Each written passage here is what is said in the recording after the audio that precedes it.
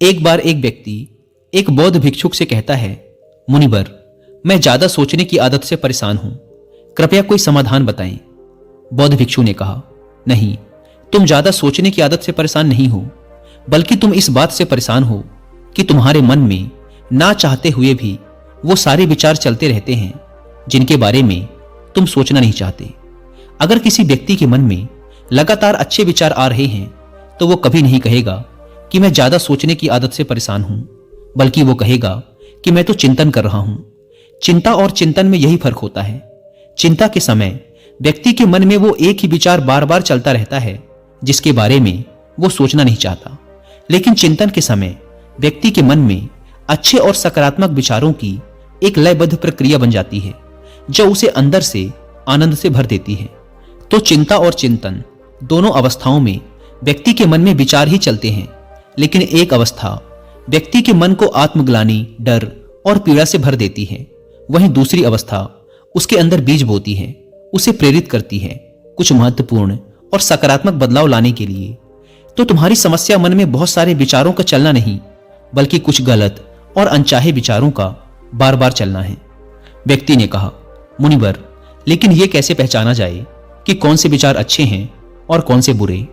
भिक्षु ने कहा, बुरे विचार वो हैं जो हमें सुख और आनंद का प्रलोभन तो देते हैं, लेकिन उनका परिणाम हमेशा दुखदायी होता है। और अच्छे विचार वो हैं जो हमारे अंदर बदलाव लाएं, हमें प्रेरित करें अपनी परिस्थितियां बदलने के लिए। हालांकि शुरुआत में अच्छे विचारों पर अमल करना मुश्किल होता है, लेकिन उनका परिणाम हमेशा सुखद ही होता है। उदाहरण के लिए, मन में एक विचार आ सकता है कि चोरी कर लेता हूं, जल्दी अमीर बन जाऊंगा। शुरुआत में तो यह विचार सुखद लग सकता है, लेकिन इस विचार के कार्य का परिणाम कितना बुरा हो सकता है यह हम सोच भी नहीं सकते।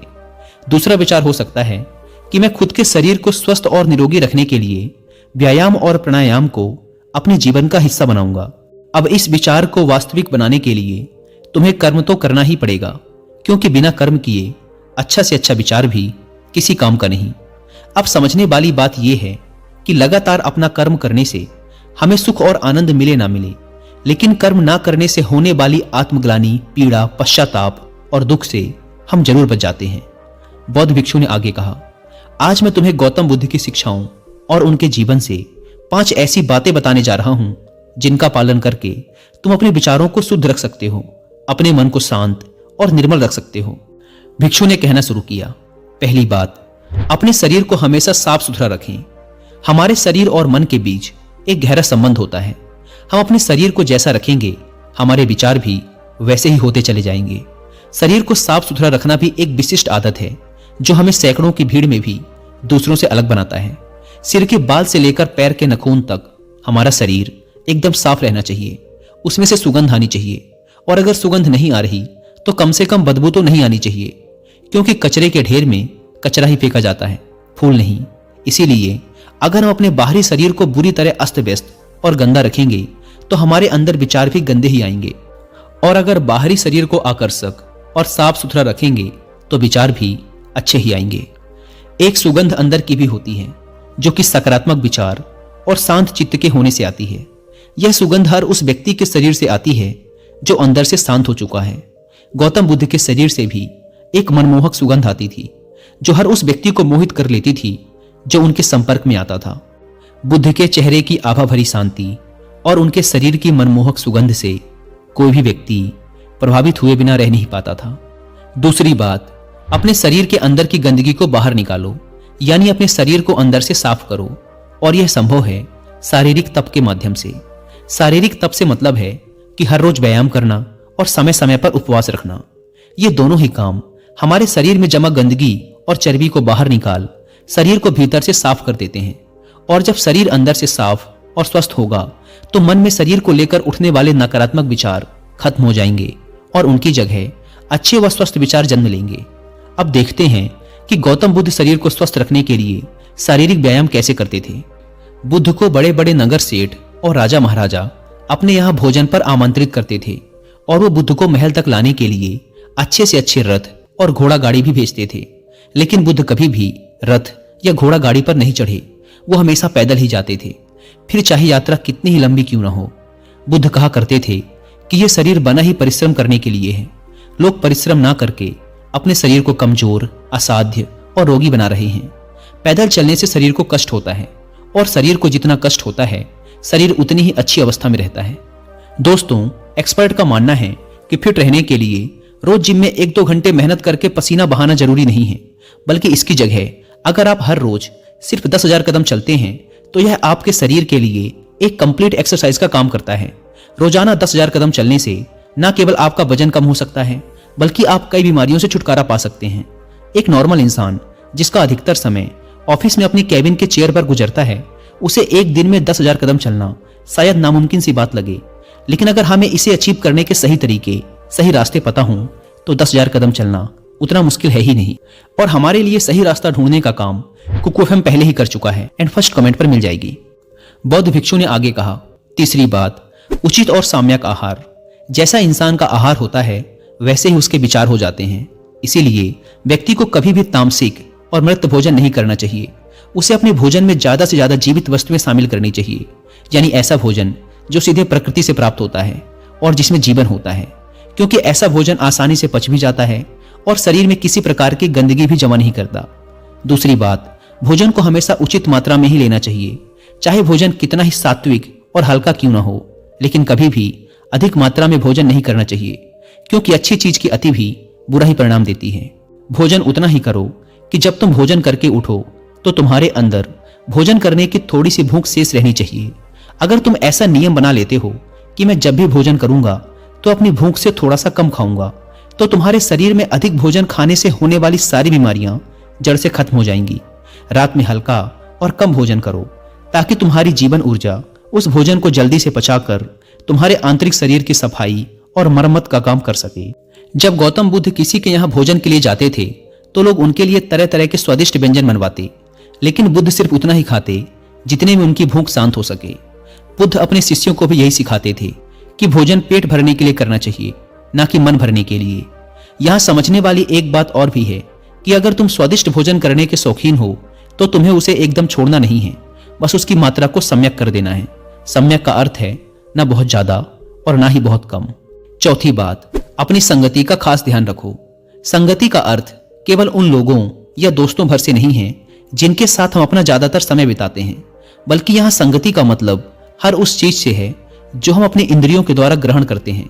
जैसे कि हम किन लोगों के साथ रहते हैं, क्या देखते हैं, क्या सुनते हैं, कैसी बातें करते हैं इत्यादि। जब बुद्ध ने यह निश्चय कर लिया कि उन्हें भीतर की यात्रा पर निकलना है, तो उन्होंने हर उस चीज को तुरंत ही छोड़ दिया जो उस समय उन्हें लगा कि उनकी यात्रा पर बाधा बन रही है। इससे यह सीखने को मिलता है कि हमें अपने लक्ष्य को प्राप्त करने के लिए अपनी आरामदायक अवस्था से बाहर निकलना ही पड़ता है और उन चीजों और लोगों को भी छोड़ना पड़ता है जिन्हें छोड़ना बहुत ही मुश्किल होता है। जब सिद्धार्थ बुद्ध नहीं बने थे और अपने प्रश्नों की खोज में थे, तो बहुत से राजाओं और नगर सेठों ने उन्हें निमंत्रण दिया कि वो उनके महल में आकर अपनी ध्यान साधना करें। उन्हें वहां कोई परेशान नहीं करेगा, गर्मी, सर्दी, बरसात तीनों से बचने की पूरी व्यवस्था की जाएगी। लेकिन सिद्धार्थ ने उन सबको मना कर दिया, क्योंकि वो जानते थे कि उनकी यात्रा भीतर की है और वो किसी ऐसे व्यक्ति की संगति करके अपनी यात्रा पूरी नहीं कर सकते थे जो बाहर की यात्राओं में ही व्यस्त हो। वो सारे सम्राट, राजा और नगर सेठ बाहरी दुनिया में ही लिप्त थे, फिर उनकी संगत करने का क्या अर्थ। इस घटना से सीखने वाली बात यह है कि हमें ऐसे इंसान की संगति नहीं करनी चाहिए जो हमारे लक्ष्य की प्राप्ति में बाधा बने, फिर चाहे वो व्यक्ति कितना ही शक्तिशाली, धनवान और बुद्धिमान ही क्यों न हो। आगे चलकर सिद्धार्थ ने अपने गुरुओं को भी छोड़ा जब उन्हें यह लगने लगा कि उनकी संगति उनकी यात्रा में बाधा बन रही है। यहां एक और बात सीखने वाली यह है कि यह जरूरी नहीं कि कल जो संगति हमारे लिए अच्छी थी वो आज भी हमारे लिए अच्छी ही है। समय और लक्ष्य के अनुसार संगति को बदलना आवश्यक हो जाता है। अपने प्रश्नों के उत्तर खोजने की यात्रा के दौरान सिद्धार्थ का ज्यादातर समय केवल उन लोगों के साथ ही बीता जो उनकी इस यात्रा में उनके सहायक रहे। भिक्षु ने आगे कहा, पांचवी बात, जो भी सीखा है उसे अपने अभ्यास में लाओ। तुमने ध्यान साधना के बारे में सुन लिया, लेकिन अगर तुमने उसे अपने जीवन में उतारा नहीं, यानी ध्यान किया ही नहीं, तो फिर सुनने का क्या लाभ। अच्छा देखने और सुनने के बाद भी लोगों की जिंदगी में बदलाव ना आने का यही एकमात्र कारण है कि लोग अच्छा देखते और सुनते तो हैं, लेकिन वो उसे अपने जीवन में रूपांतरित नहीं करते और फिर शिकायत करते रहते हैं कि जिंदगी में बदलाव नहीं आ रहा। इसीलिए जो भी अच्छी संगति में सीखा है उसे अपनी जिंदगी में उतारो भी। गौतम बुद्ध की यह सबसे बड़ी खासियत थी कि अपने ज्ञान की खोज के दौरान उनके गुरु उन्हें जो भी सिखाते वो तुरंत ही उस पर काम करना शुरू कर देते। वो कभी भी आज का काम कल पर नहीं टालते थे। इससे उन्हें तुरंत ही ये पता चल जाता कि कौन सी चीज काम की है और कौन सी नहीं। इसीलिए जो भी अच्छा सीखा है उसे कर्म के द्वारा व्यक्त करो। एक बात और, कुछ लोग काम वासना के विचार को गलत समझते हैं, लेकिन काम वासना का विचार आना गलत नहीं है जब तक कि तुम उसे अति में ना सोचने लगो। मन में काम वासना का विचार उठना उतना ही स्वाभाविक है जितना भूख लगने पर भोजन का विचार उठना। इसीलिए काम वासना के विचार को गलत मत समझो। इंसानी जीवन को आगे बढ़ाने के लिए इस विचार का उठना बेहद जरूरी है। सबसे पहले तो तुम ये निश्चित करो कि तुम्हें काम वासना में लिप्त होना है या इससे ऊपर उठना है। अगर लिप्त होना है तो पूरे होश के साथ लिप्त हो, इसे पूरा अनुभव करो। फिर इसके बारे में मन में किसी प्रकार की ग्लानि या पश्चाताप का भाव मत रखना, क्योंकि यह कोई पाप नहीं है। और अगर तुम्हारा लक्ष्य इससे ऊपर उठना है तो फिर सीखो कि कैसे काम वासना से ऊपर उठा जा सकता है। अगर तुम इन 5 बातों को अपने जीवन में उतार लेते हो तो तुम्हारे दिमाग में अच्छे विचारों का एक चक्र बन जाएगा। फिर चाह कर भी तुम्हारे दिमाग में बुरे विचार नहीं आएंगे जब तक कि तुम इन आदतों को दोबारा से छोड़ ना दो। बौद्ध भिक्षु के मुंह से ये सारी बातें सुनकर उस व्यक्ति को अपने प्रश्नों का उत्तर मिल चुका था। उसने बौद्ध भिक्षु का धन्यवाद किया और वहां से चला गया। दोस्तों, मुझे पूरा भरोसा है कि आपको इस वीडियो से बहुत कुछ सीखने को मिला होगा। और जाने से पहले एक बार फिर याद दिला दूं कि कुकू एफएम पर हिंदी में guide to achieve 10,000 steps daily audio book को सुनना ना भूलें। और फर्स्ट मंथ के सब्सक्रिप्शन पर 60% डिस्काउंट के लिए फ्रीडम 60 कूपन कोड का इस्तेमाल जरूर करें। धन्यवाद।